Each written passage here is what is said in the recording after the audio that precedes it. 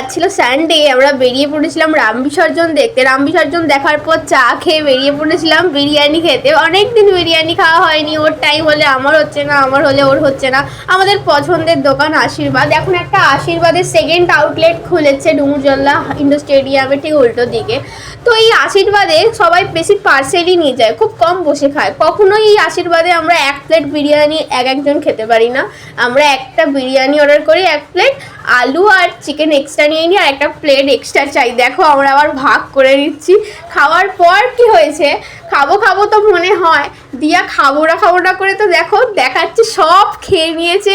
এখন লজ্জা লাগছে ওর নিজেরই, ও সব খেয়ে নিয়েছে খাবো না করে। আর আমাকে দেখো, আমার অবস্থা দেখো, চিকেনগুলো খেয়ে নিয়েছি আর বিরিয়ানিগুলো তো খেতেই পাচ্ছি না। এবার যদি আর একটু চেপে খেতাম আমি তো বমি করে দিতাম, আমার শরীর খারাপ করছিল। মানে যখন খাবো করি তখন ওরা সব খেয়ে নেবো, জানি না কেন ওখানে গিয়ে আর আমি খেতে পারছিলাম না। যেভাবে হোক কষ্ট করে মাংসগুলো খেয়ে আমি তো বিরিয়ানিটা পুরো নষ্ট করেছিলাম। তারপর দিয়া পার্সেল নিয়ে নিল, ওর বাড়ির জন্য পার্সেল ছিল। পার্সেলটা করার পর সন্দেশের জন্য রুটি কিনে নিল দিয়া। দেন আমরা বাড়ি চলে যাব। তো ভিডিওটা এখানে এন্ড করছি। সবাই ভালো থাকবে, সুস্থ থাকবে, দেখা হচ্ছে একটা নেক্সট মিনি ব্লগে। ততক্ষণের জন্য টাটা।